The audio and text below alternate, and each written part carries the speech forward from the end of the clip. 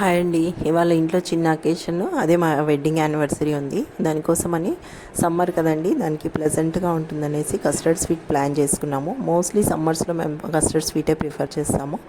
So దీనికి వచ్చేసి 1 litre పాలు తీసుకున్నాను. 1 లీటర్ వాటర్ యాడ్ చేసి బాగా బాయిల్ చేయాలి. బాయిల్ అయిన తర్వాత మన కస్టర్డ్ పౌడర్ హాఫ్ ప్యాకెట్ సరిపోతుందండి. హాఫ్ ప్యాకెట్ ఇలా లంప్స్ లేకుండా గోరువెచ్చని పాలల్లో కలిపి పెట్టేసుకొని ఇలా యాడ్ చేసుకొని, దాంతోపాటు షుగర్ కూడా ఒక పావు కేజీ షుగర్ అయితే సరిపోతుందండి.